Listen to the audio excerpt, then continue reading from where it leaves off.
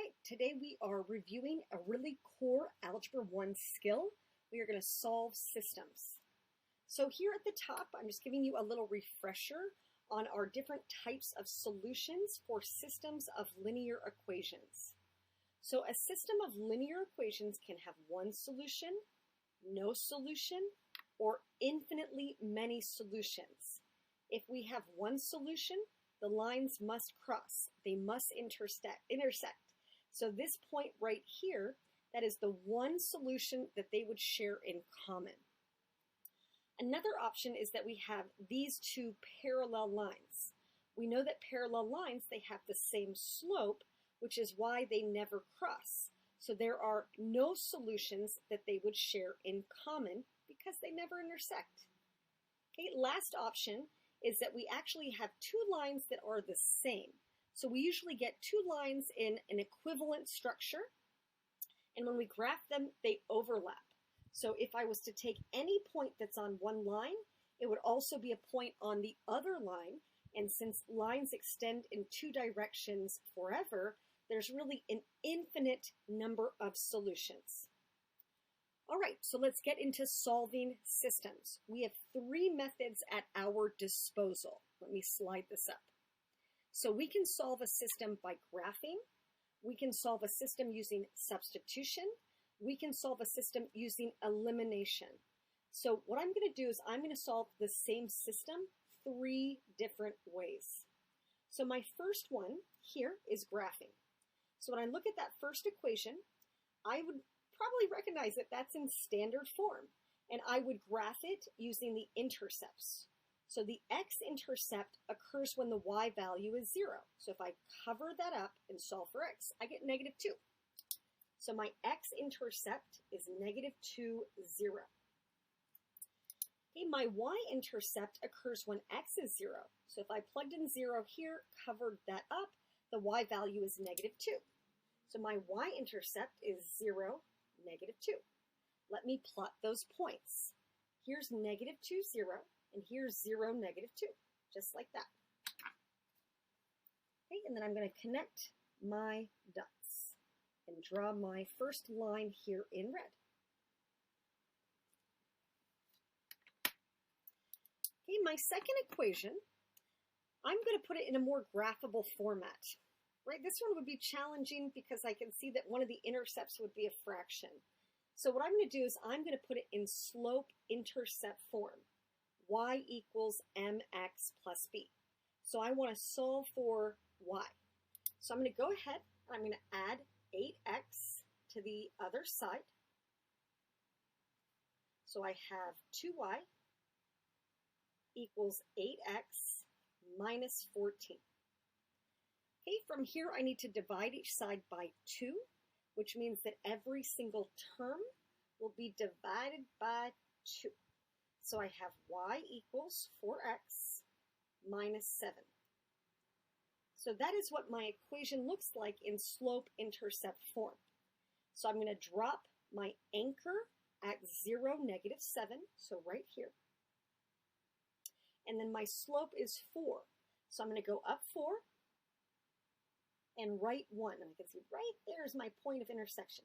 Up 4 and right 1, just like that. Okay, and then when I connect my dots, here is my second line. So I can see that in my first problem by graphing, I see the one solution. That solution is right here, and that's at 1, -3. So that is the one solution that would make both of these equations true. So if I plugged in the 1 for x, the -3 for y in this equation and this equation, I would get a true statement. Okay, now sometimes when we're solving a system, we don't get nice, clean integer values for x and y. Sometimes we get fractions. So sometimes I get 1/3 or -2/5, and it would be really challenging to see on a graph. So, of course, we have other methods. We can solve using substitution. We can solve using elimination. So next, I'm going to use substitution. So with substitution, the first thing I want to do is I want to look at my two equations, And I want to think about, would it be easiest to isolate x?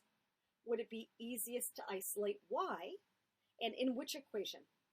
Well, the top equation certainly looks easier to me. I'm going to choose, it doesn't really matter here, I'm going to choose to solve for y. So I'm going to transfer this equation down below.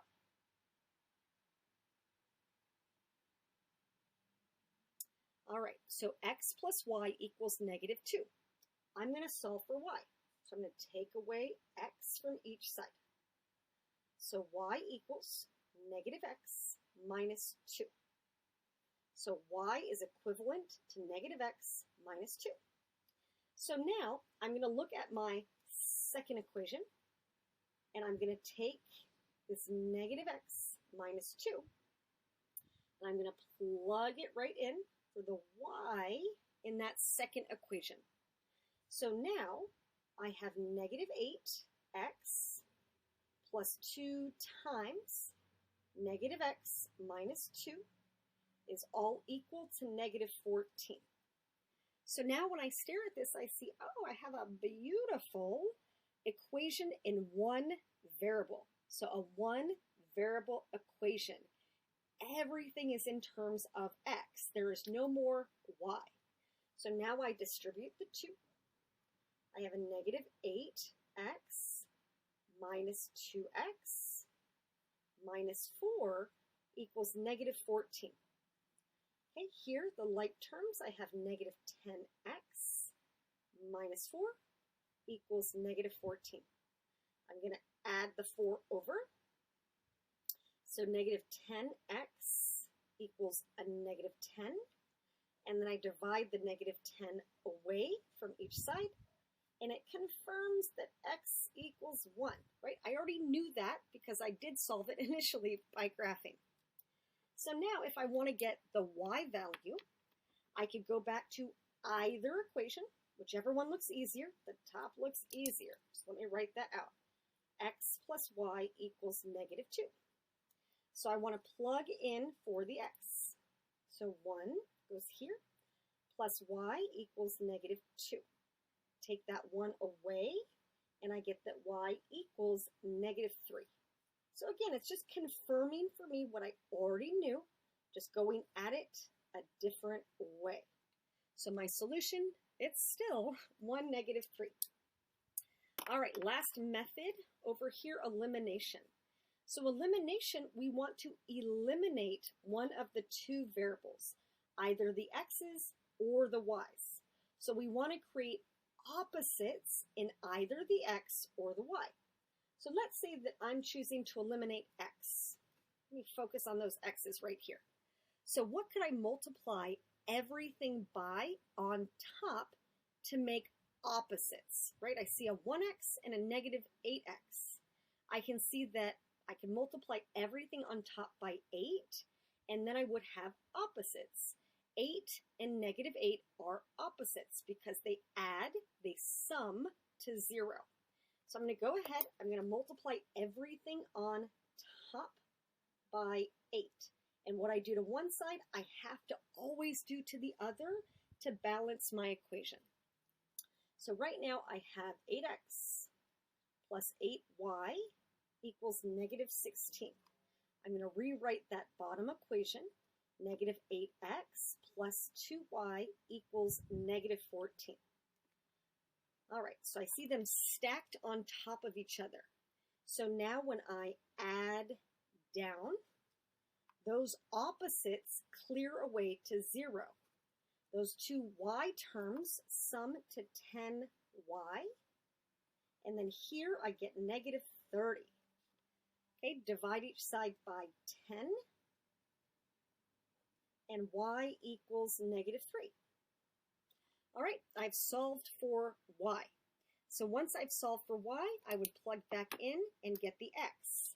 So if I go back to that top equation, it's the easier one, x plus y equals negative 2. I'm going to plug in a negative 3 here this time.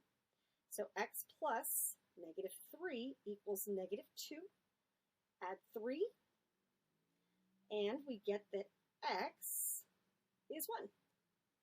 So again, I'm just showing you how to get the same solution three different ways. We have three different methods. We could solve by graphing and physically see that point of intersection. But like I said, the issue is, what if those are fractions for the x and y? That's challenging to see. It really only works when we give you nice, clean integer solutions. Okay, over here, substitution. So you want to isolate either the x or the y and then plug into the other equation. For elimination, you want to create opposites in the x or the y so that when you add those opposites, it eliminates one of the two variables and makes it easier to solve for the other one. All right, one more example. So these are the special cases in example 2.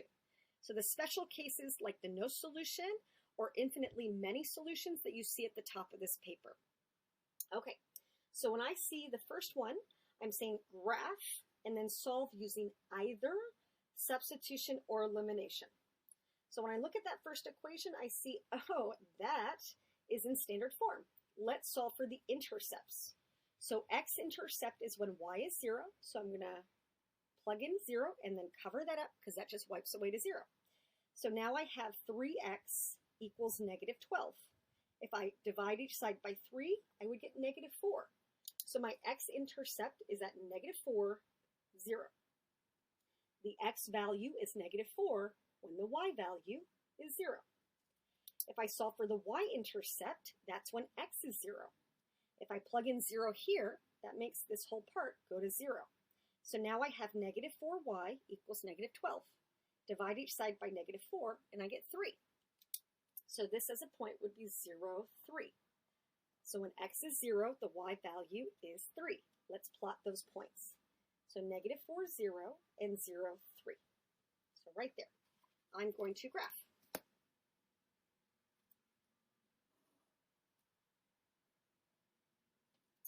Okay, the second one, I would probably just graph that because it's in slope-intercept form. Y equals mx plus b. I would start by plotting the y-intercept. So at 0, negative 2, right here. And my slope is 3/4. So up 3 and right 4. Right there. Okay, when I connect my dots, I should see, ooh, these are parallel lines. We know that parallel lines means that there's no solution. Let me write that. So parallel, right, here's our fancy notation, right, like two hockey sticks in this, or skis in the snow, and that means that we have no solution, right, there's no solution that they share in common.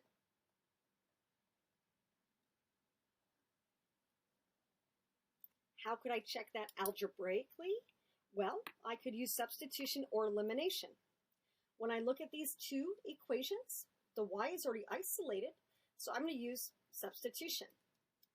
So I'm going to take this 3/4 x minus 2 and plug it in for the y in that top equation. So I have 3x minus 4 times 3/4 x minus 2,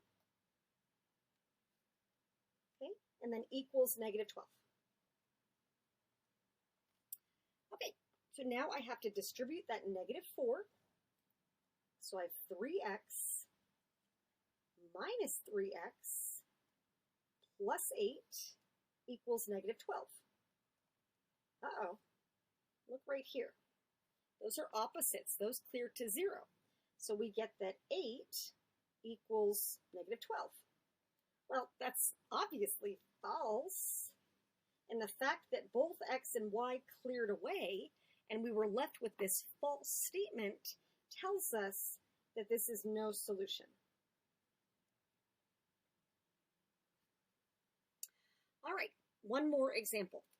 So over here, I'm looking at 2x plus y equals 4. So that's my first equation. So again, easiest for me to graph using my intercepts. So my x-intercept is when y is 0. So if I plug in 0, cover that up, I'm solving for 2x equals 4. And then divide by 2, and I get 2. So x is 2 when y is 0. All right, now my y-intercept is when x is 0. So if I plug in a 0 here and solve for y, I get that y is 4. So 0, 4. So 2, 0 right here, and 0, 4 right here. Use a straight edge to connect your dots. Okay. The next one's in standard form too, so might as well just do the same thing. So x-intercept is when y is 0, so plug in a 0. Here, cover it up. 6x equals 12. Divide each side by 6. Well, x is 2. 2, 0. When x is 2, y is 0. Okay, let's solve for the y-intercept. That's when x is 0. So plug it in, cover it up, divide each side by 3. We get that y is 4. So 0, 4. Interesting. So I'm seeing the same intercepts here and here. So if I was to graph it, I can see that, oh, well, that is obviously the same line, right? They just overlap perfectly, and they extend in both directions forever. So this is the same line, which means that we have an infinite number of solutions.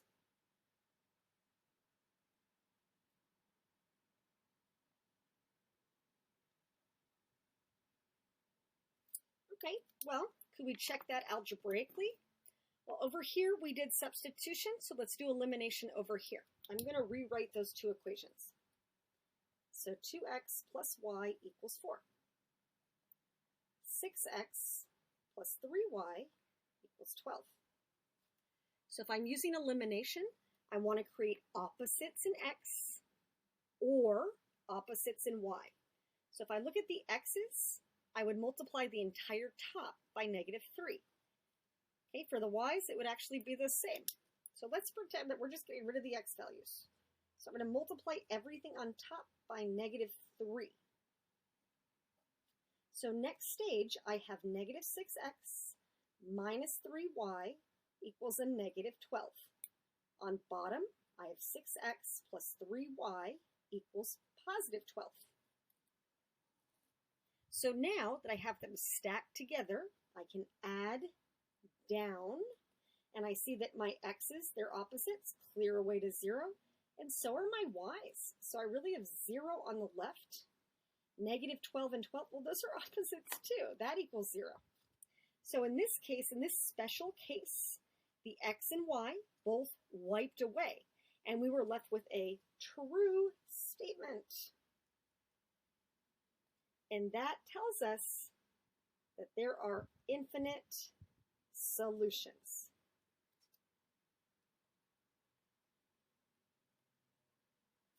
So if I go back then to the visual that's at the tippy top,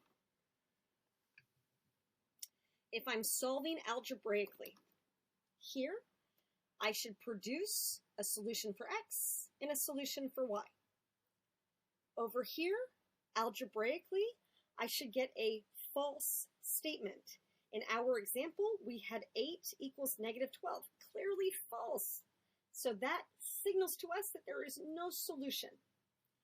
Over here, when we solved algebraically, x and y cleared away, and we were left with a true statement, 0 equals 0. That signals to us that there are infinitely many solutions. All right, that's all I got for today. Have a wonderful rest of your day.